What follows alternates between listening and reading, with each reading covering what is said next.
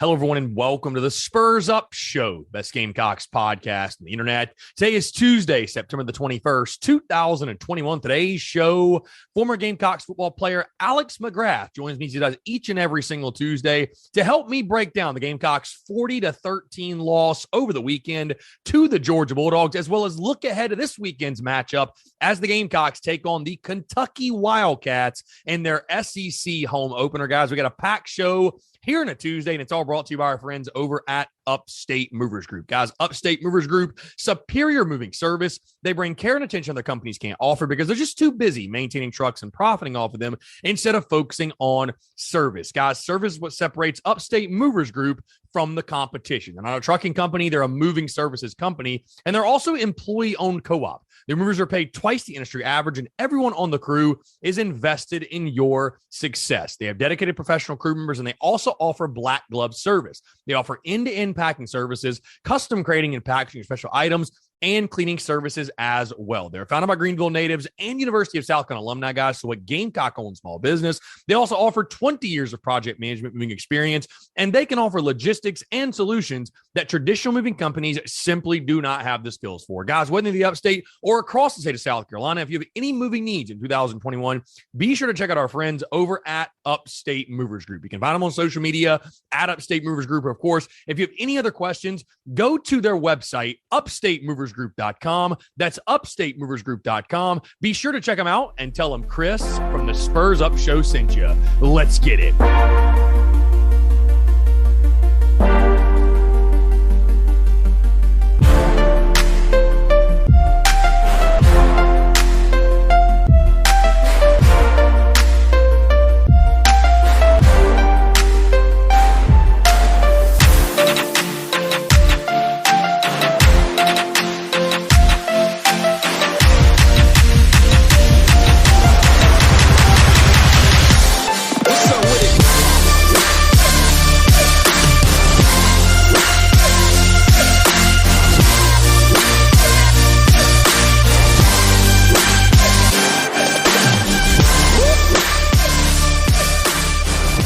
Joining us in the Spurs Up Show, guys, does each and every single Tuesday, former Gamecocks football player Alex McGrath. Alex is going to help us break down what happened over the weekend as the Gamecocks fall to the Georgia Bulldogs 40-13, and we'll also look ahead to this upcoming weekend, a huge matchup at Williams-Brice Stadium as the Gamecocks take on the Kentucky Wildcats. Also, it's Ryder Cup week. We might talk a little golf here on a Tuesday. Ryder Cup week up at Whistling Straits in Wisconsin.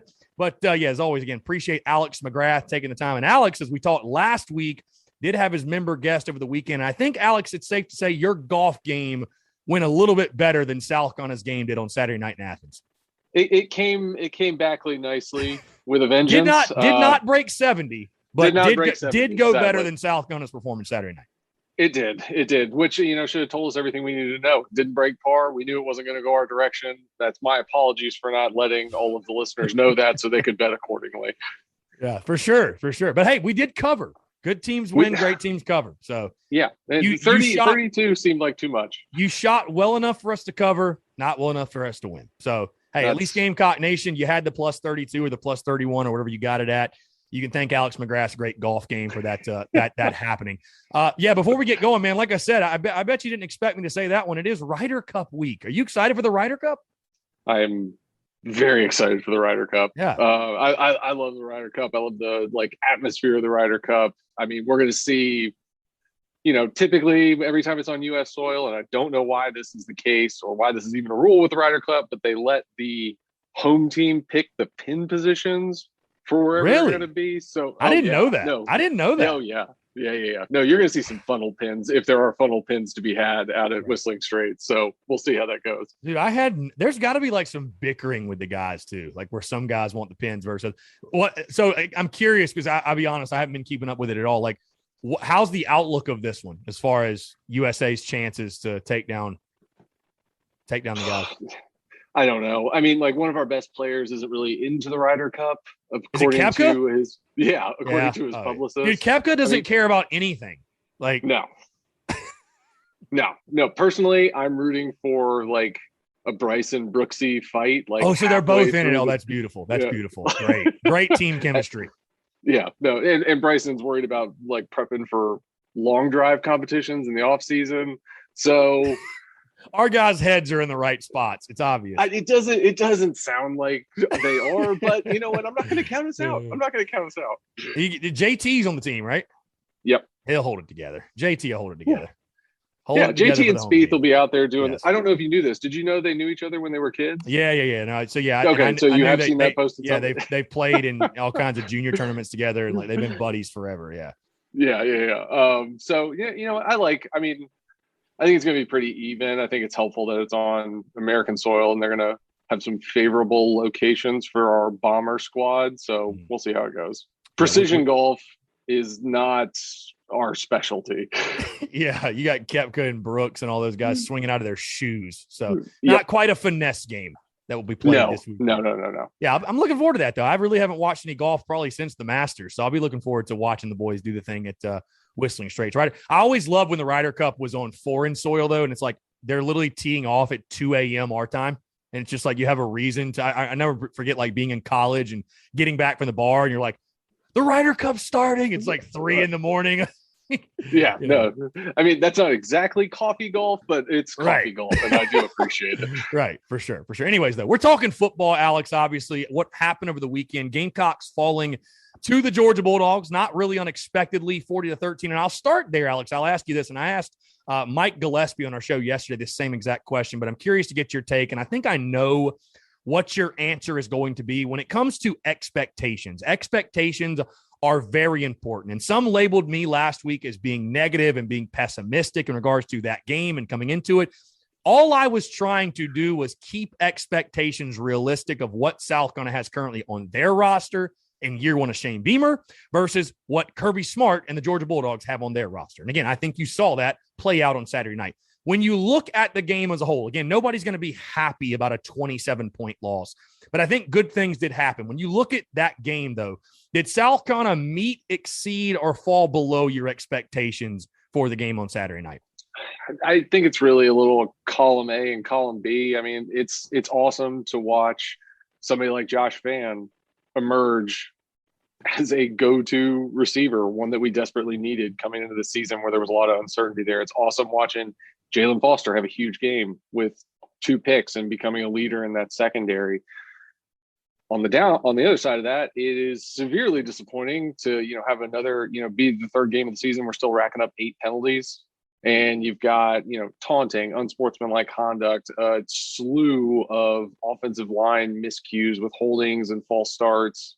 And, it's disappointing to watch yourself continually be put into a hole trying to battle a far superior opponent.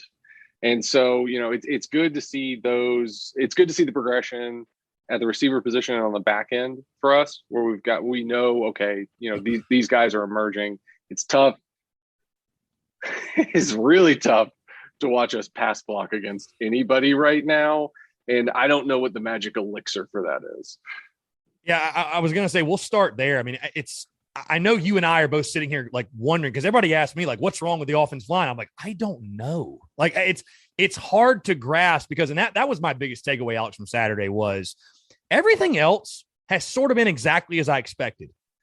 The offensive line, though, I think we can now sit here and say the week of Kentucky, this is a problem. Houston, we have a problem, because week 1, you got the benefit of the doubt. Week 2, fans are even trying to say, well, we played down to our competition. But for the second straight week, you averaged 2.8 yards per carry. For the second straight week, you got to halftime, and your rushing numbers were absurd. I don't know if you knew this, Alex. You had 8 rushing yards at halftime. I know Georgia hasn't many. Well, yeah.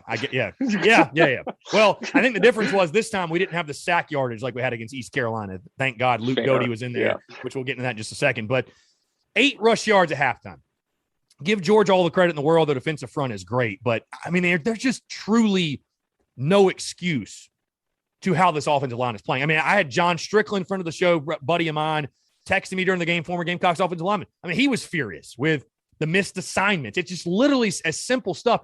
And it's, again, I don't want to make it sound elementary, because I know playing offensive line is extremely complex. And of course, you were a tight end, so you got a taste of that. There's a lot that goes into it, but it's hard for fans to watch. And it's like, you just let a guy run right past you. Like, nothing about that makes sense to anyone. Like, you saw a couple of times guy just stick his arm out, just retract it, and the guy runs right by. Or there's a guy right in front of him, and he, our offensive lineman breaks the other way, and the guy's got a free run at the quarterback. It's like, I get like the assignments missed, but it's like, how do you not even chip the guy that is standing right in front of you? It's hard to compute right now. Yeah, especially when they were only rushing 4 people. Right. It's like there's 5 of y'all. Like, just somebody hit somebody. It was it was frustrating to watch, because it's just like they're like, we know they can do it, which is why I think it's so frustrating, right? So you go back to last year, as abysmal as last year was, and these guys are paving the way for Kevin Harris to have a record-setting year. And it's like, you flash forward 1 year, and it's like they don't even understand the scheme of what they're trying to do. And I don't know. I mean, it can't just be a lack of talent, because we've seen them do it before. So it's same guys from last year. I mean, right? Yeah. And so there's something else there, and I don't know. Mike, this will make Gamecock fans skin crawl. Was Mike Bobo just that great of a play caller? Do Gamecock fans want to? You watched the Auburn game this weekend, I assume. I actually didn't catch a ton of it, but I did hear that they're not very pleased with Mr. Bobo right now. As they shouldn't be, because there were some travesties in that one that we became all too familiar with. Beautiful. Love to see. Couldn't happen to a better group, really. That's fair. That's very fair. Further than that, I don't really even know what to say, because it's just, to your point, it's like, they set to block and somebody just runs completely untouched in between 2 of them, and it's like nobody knows what their assignment is supposed to be. I as a casual observer, somebody not in the room or somebody not getting text messages from people, that's just kind of what it looks like. And there's got to be a way to simplify that down to help them get better. And that's what we need to hope for.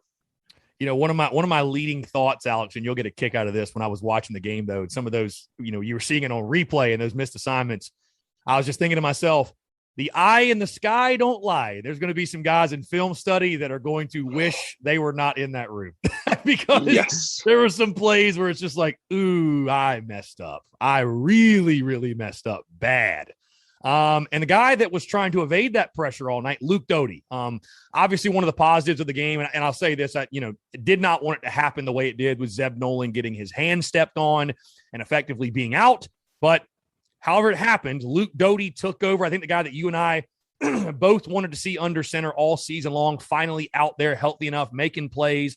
Was it a perfect game? No. Luke went 13 of 26, around 158 yards or so, a touchdown and a pick that the deflection went off of Kevin Harris's hands on the interception. But, I think we all saw what we've been saying all preseason, early season, is that Luke Doty gives this team the best chance to win. I think we saw that on Saturday night. Again, especially if the offensive line is going to continue to have issues the way they've had.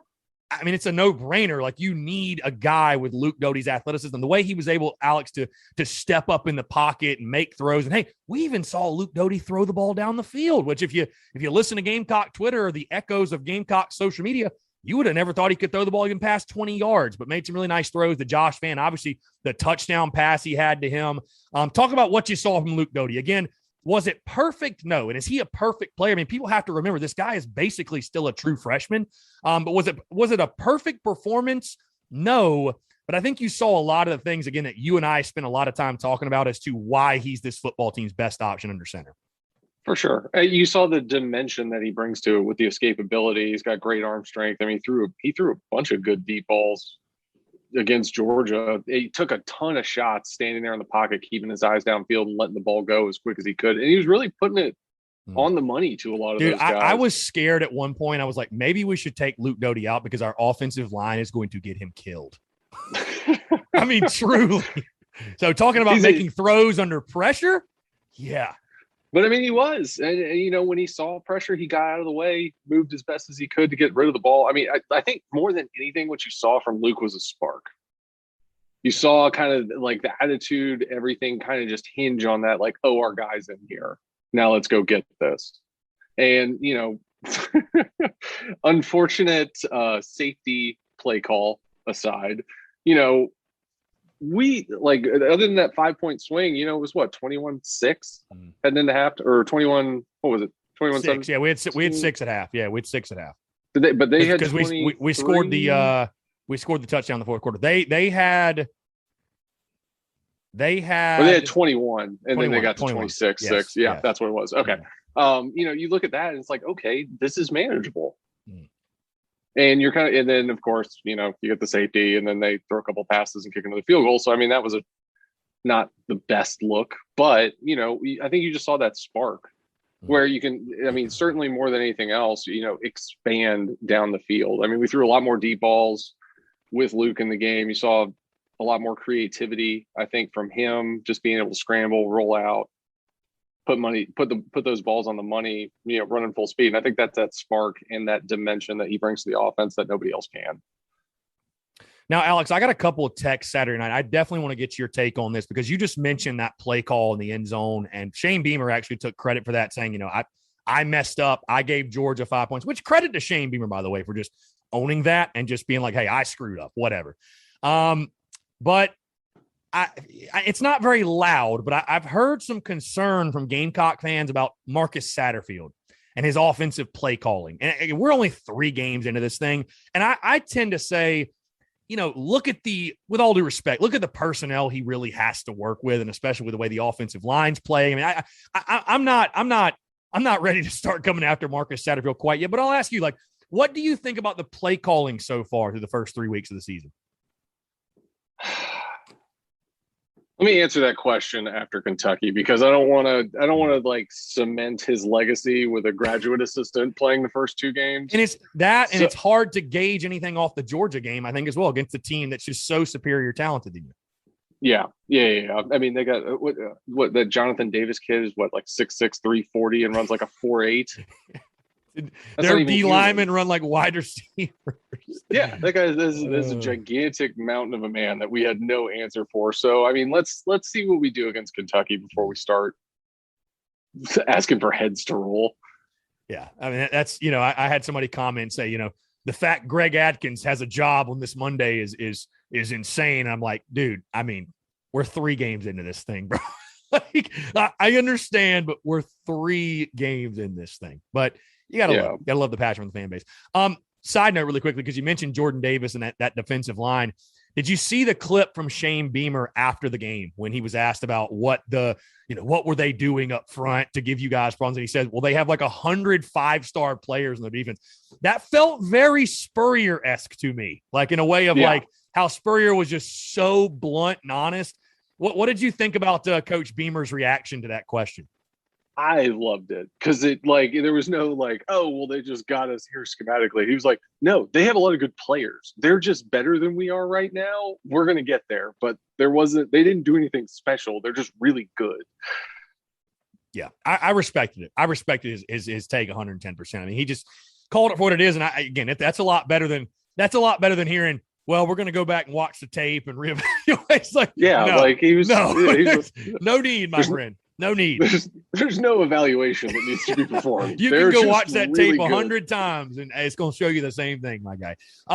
Moving to the other side of the ball, Alex. Again, I don't know if there's a ton to talk about. Georgia, I think we both kind of made this point last week about, hey, your defense is doing great. You're 4th in the country right now nationally in the rankings, and you're giving up 2 third-down conversions, but you're going to get a real test this weekend. And, of course, Georgia, all they did was go 9 of 12 on third downs, and JT Daniels picked you apart, as I kind of expected. They threw for over 300 yards. This is my take on it, Alex, and I'll bounce this over to you. I don't think you're as bad defensively as you saw Saturday night. However, I don't think you're as good as you saw in the first 2 games. And again, we'll be able to gauge much, much more after Kentucky about this entire football team, but especially the defense. Is that a fair prognosis of the Gamecocks defensively through 3 weeks in your mind? Yeah, for sure. No. I mean, we played out of our minds against, Eastern Illinois. So nothing to write home about there. Played really well against East Carolina, save for the opening play. And then Georgia's just a good team. They're not number 2 by accident. So, I mean, it's tough to indict the entire defense based on that performance, especially, given offense isn't doing any favors in the first half. So, I mean, you're just out there, every 4 plays. So, I mean, that's tough. I mean, I love that we got the turnovers that we did. Yeah.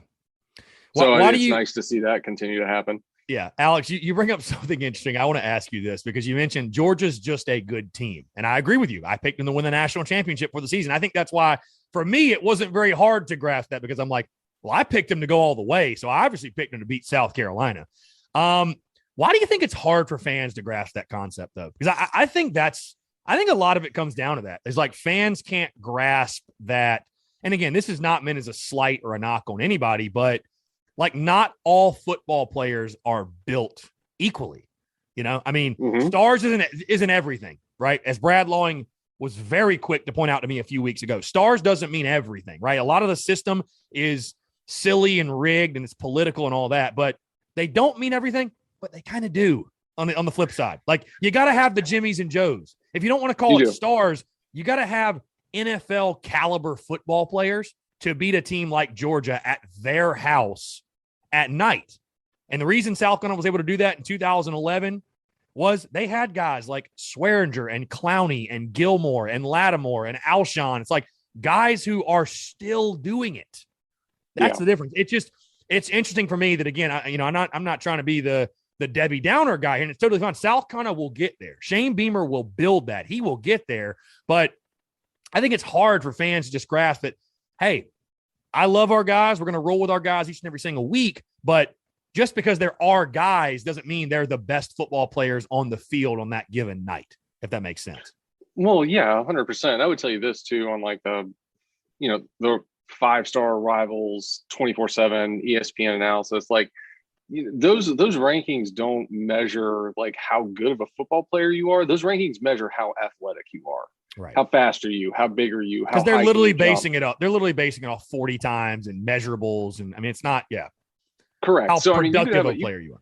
Right. You could have, 40% of the 5 stars, turn out to be, NFL players or, really good college football players. But what you're really measuring is you have a ton of 5 stars on your team is you got a ton of athletic individuals who can do a lot of stuff. So it certainly doesn't measure how good of a football player you're going to be, but it gives you a baseline for what you can athletically accomplish, I think. As far as, disappointment, I don't really know how to spin that. I don't know what the expectation was going in. I mean, it's like we squeaked by East Carolina. It's like, this is going to be a tough game. And I think more than anything, I think it's probably disappointment from execution more than anything else. It's just like, hey, we've got, 9 penalties, 8 or 9 penalties again for the 3rd week in a row. Our offensive line's not blocking anybody for the 3rd week in a row. And I think, if we had not just let free rushers come at the quarterback all night or, been able to advance the ball on the ground and you lose 40-13, I think people have a different attitude about that. So I think a lot of the execution miscues are probably what's feeding into that, or they're just delusional. It's one of the two. How do you fix the penalties? Because I don't think football players are going out there trying to make penalties. And I will defend Josh Vann until the end of time. Dude, that seemed egregious. He said 2 words to the guy. He said 2 words to him. Yeah. I'm like, if you're going to flag Josh Vann, flag every defensive guy who gets up and flexes after a big play. Like he said 2 words. He had, I don't know if you've ever seen Bull Durham before, but when Crash Davis gets tossed for calling the guy a cocksucker, which our mascot's the Cox. So I guess I can just say that without any care on this show. He's like, Crash Davis used a word that's a no-no amongst minor league umpires, right? Like, I'm like, Josh Vann must have said something. He must have used a word that you can't say on the field of play. Because I'm like, he looked at him and looked back and he got flat. I'm like, what did he do? Anyways, I don't know. It's a flag that probably should have stayed in the pocket there. It's insane. But like the holdings and false starts, right? Like that's elementary stuff. Yeah, that kind of stuff is. But how do you fix it? How do you fix? Again, I don't think players are going out there trying to make penalties, and especially though the unsportsmanlikes and like how does that get fixed? So the unsportsmanlikes, it's really just you've just got to coach them to not lash out, or not even not lash out, but just not like play within yourself, right? Don't get up, just go back to the huddle. Like if you can make that like a team effort, you will eliminate that kind of stuff. The false starts, that's sloppy. That's it. And I don't know how you make somebody care more about that, but it's just sloppy.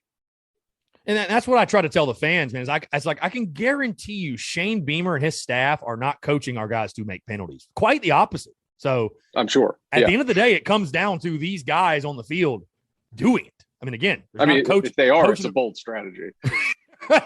Right. Very bold strategy to go win with 8 or 9 penalties. You know what's funny though is I feel like we were kind of, at least some of the Spurrier teams were also highly penalized. I don't know. That kind of stands out. Yeah, we were a highly penalized team also, and Spurrier would complain about it. So, I don't know. I don't know.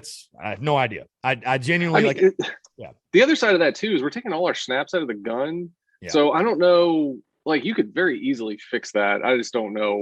Again, not being in the meeting room, like I don't know what their count is to that snap. I don't know if somebody's tapping somebody else or who could say. Yeah.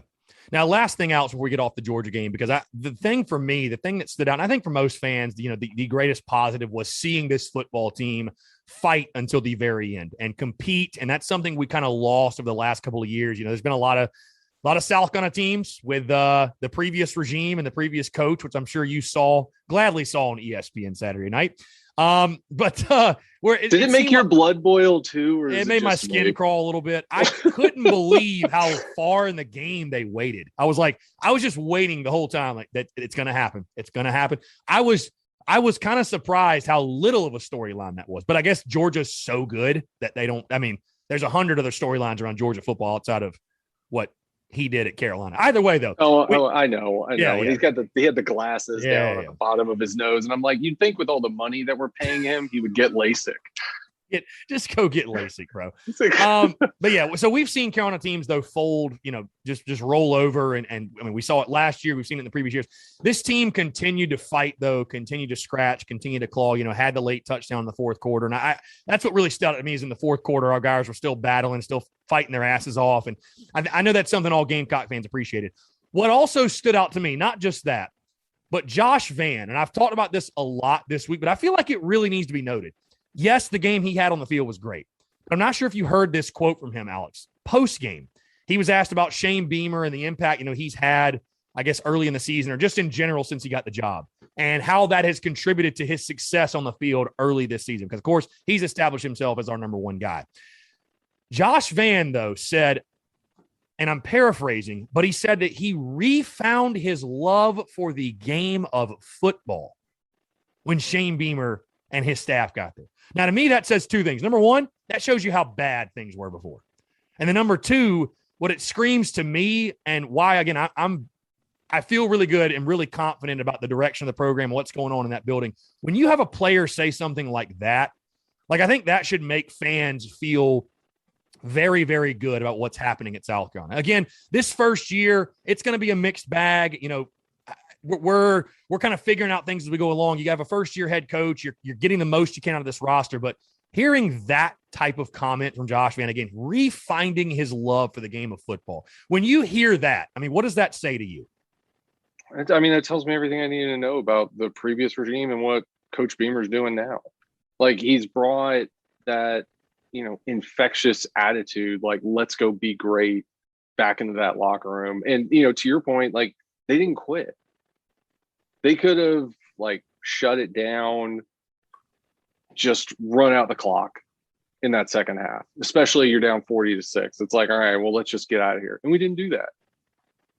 We didn't do that at all. We're still throwing the ball down the field. Josh Vann got that touchdown. And I think that wouldn't have happened last year, or that wouldn't have happened in 2019 either, because we would have gotten down there and inevitably kicked a field goal.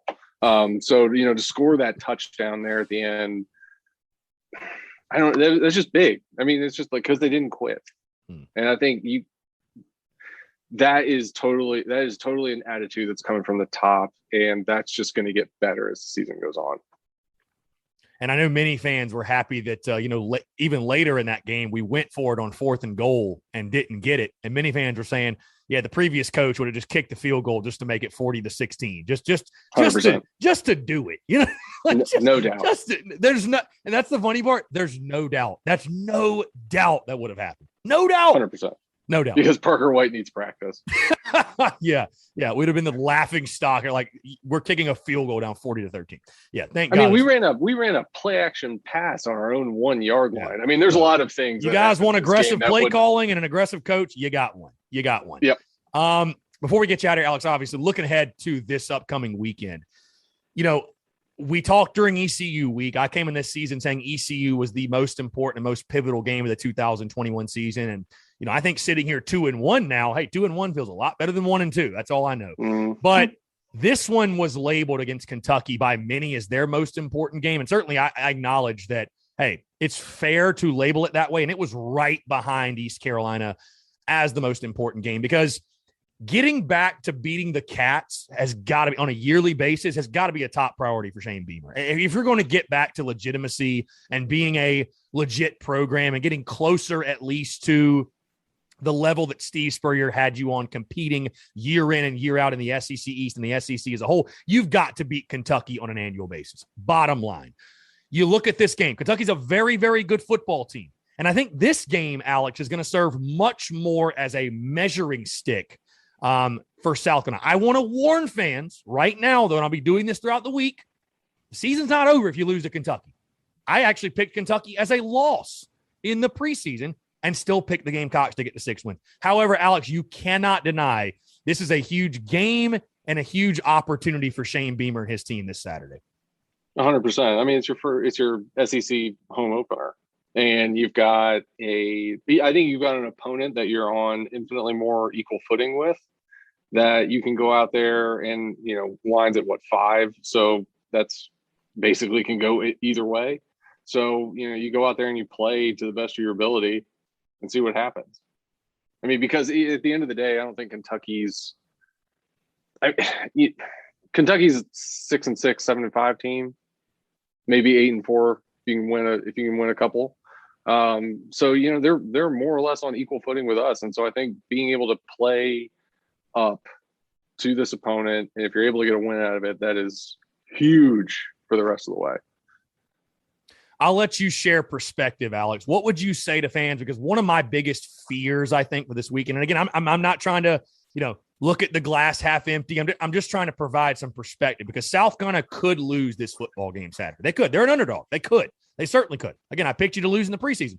What do you say to fans? Because my biggest concern is, and whether they say it publicly, whether they actually say it vocally, or they think it, one of the reasons this game is so big for Shane Beamer is because if you lose this game, night game, home opener, SEC opener, if you lose this game, you know it and I know it. There's going to be a lot of fans that say to themselves, here we go again. We got another coach that can't beat Kentucky. Like, what is Shane Beamer doing? Like, I mean, there were people that were upset after this past weekend, which is nuts to me. So it's going to happen after Kentucky, though. Like, What do you say to fans? I mean, I think you and I both understand and have perspective. Hey, it's the 4th game in the first year. You got to let him build. But I mean, what would you say to those fans that, like, just to be the calming voice where people don't overreact and just pull a quick trigger on what's going on right now? I mean, my number one would be we lost at App State. We lost to App State at home less than 2 years ago. We've already matched last year's win total. Like, we're 3 games into the season, everybody. Pump the brakes here. Like you said last week, they're coaches. They're not wizards. So you can't just, conjure up wins out of thin air. And, we're finally, I think, for the most part, other than Sherrod Green, basically back to 100% health on offense, or at least it looks like it on this point. Yeah. So, you're going to have your full complement of weapons practicing together throughout this entire week. So let's see what it looks like. For sure. Very well said. Wise words from Alex McGrath. Alex, always a pleasure, man. I appreciate you taking the time as always. Last thing, we'll get you out of here. I'm going to put you on the spot. Make a prediction. Do the Americans get it done this weekend at Whistling Straits? Yes. Just because I want to root for that. Let's go. Brooksy and DeChambeau put their differences aside and lead the Americans to a much needed victory. We love that. Hopefully in separate groups. Hopefully. Yeah. Let's they're going to start asking each other about their drivers and everything. Hey, Bryson, how's your driver treating you this week, Bryson? Oh, it's just not in front of a camera. Just please don't make them alt shot partners is all I'm really asking. Oh man. That would be golden. Mic them both up. Golden content. There we go. Pay like the extra premium channel just to hear them. I would pay for that. Now that I've said it out loud, I think they should definitely do that and charge extra for it. I love that for sure. Alex, always a pleasure, man. Appreciate you doing it. And again, we'll talk next week. That sounds good, bud. For sure. He's Alex McGrath. I'm Chris Phillips. We appreciate you guys tuning in, and we'll catch you next time on another episode of the Spurs Up Show.